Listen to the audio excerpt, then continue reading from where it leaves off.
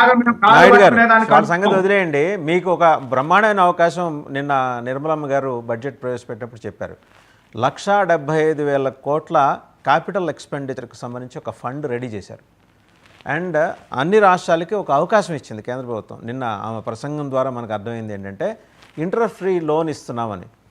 ఎవరికి ఎంత దమ్ముందో వెళ్ళి చూపించుకొని అక్కడ మీరు ఢిల్లీలో మేము ఈ ప్రాజెక్టులు తెచ్చుకుంటున్నాం, మాకు ఇవ్వండి ఇంట్రెస్ట్ ఫ్రీ లోన్ అంటే ఇస్తారు.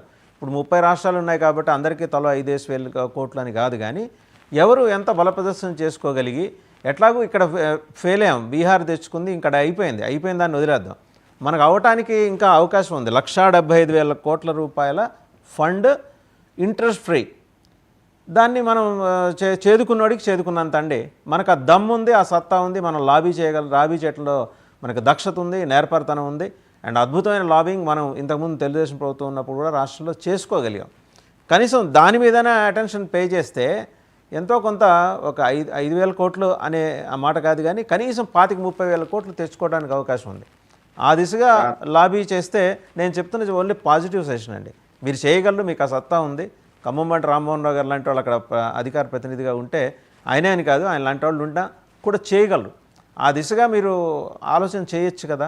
నిన్న బడ్జెట్ మొత్తం మీద లుక్రేటివ్గా కనిపించింది. రూపాయి వడ్డీ లేకుండా మనకి ఇస్తారండి, మనం లాబీ చేసుకోగలిగితే.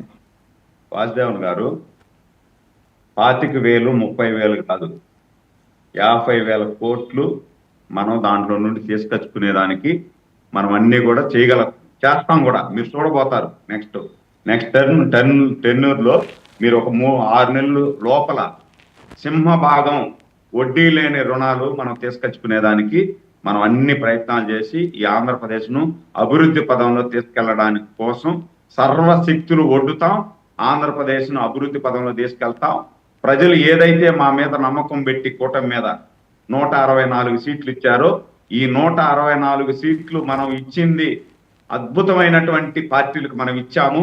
అదే విధంగా వాళ్ళు అభివృద్ధి పదంలో మనం నడిపించారు అని ప్రజలు మెచ్చుకునేటట్టుగా చేసే బాధ్యత ఎన్డీఏ ప్రభుత్వం తీసుకుంటుంది. దాంట్లో ఎలాంటి అనుమానం లేదు. ఒక 3-4 నెలల్లోనే మీరు చూస్తారు దాని రిజల్ట్. ఇంకా ఏదో చెప్తున్నారు అంటే రాయదుర్గంలో ఏదో అమ్మాయి మీద అఘాయిత్యం చేశారు అని చెప్పి, దాని రిజల్ట్ పూర్తిగా నేను తెప్పించా. నేను ఆ రిజల్ట్ చెప్తే వైసీపీ వాళ్ళు ముసుగేసుకుని ముడుస్తారు ఇక్కడ నుండి. ఇప్పుడు అతను తెలుగుదేశం మనిషి కాదు, తెలుగుదేశం క్యాండిడేట్ కాదు. నా దగ్గర టోటల్ సబ్జెక్టు, నేను సబ్జెక్ట్ లేకుండా ఏది మాట్లాడలే. ఏదైతే మహాభారతంలో 2 ఉంటారు సార్, ఒకటి శకుని, ఇంకొకడు వచ్చి శల్యుడు. శల్య సారథ్యం చేస్తూ కర్ణుని సావుకు ఏ విధంగా కారణమైనాడో, అదే విధంగా శకుని ఏ విధంగా ప్రేరేపించి వాళ్ళ నాశనానికి దారి తీశారో, ఆ విధంగా వైసీపీ నాశనానికి 2 కారణం.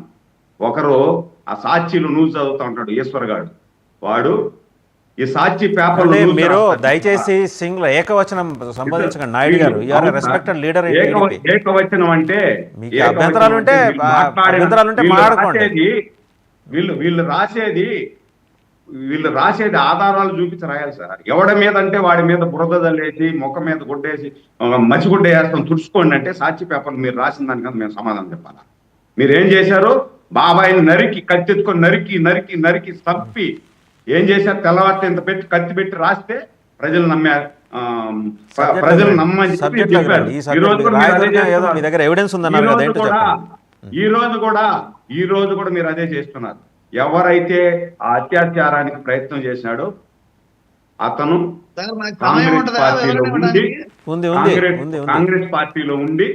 కాంగ్రెస్ పార్టీలో ఉండి వైసీపీలో చేరి మొన్న ఈ ఎలక్షన్ అయిపోయిన తర్వాత అతను బయట వచ్చేసాడు. ఏ పార్టీకి సంబంధం లే, తెలుగుదేశం వారితో తిరుగుతున్నాడు.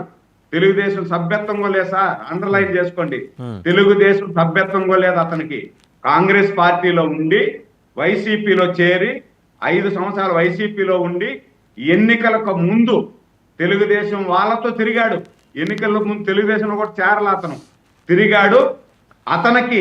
అతనికి నేను అక్కడ ఉన్నటువంటి పోలీస్ ఆఫీసర్తో కూడా మాట్లాడినా నైట్, మీరు ఈ ఇన్ఫర్మేషన్ ఇచ్చిన వెంటనే.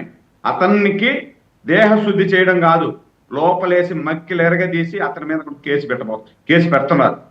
దాన్ని సాక్షి పేపర్ రోడ్డు రాసేసి తెలుగుదేశం క్యాండిడేట్, తెలుగుదేశం మనిషి అంటే ఒక బుద్ధి ఉన్నదా? ఏదన్నా ఒక పని రాసేటప్పుడు తెలుగుదేశం క్యాండిడేట్ అయితే నరికేస్తాం మేము.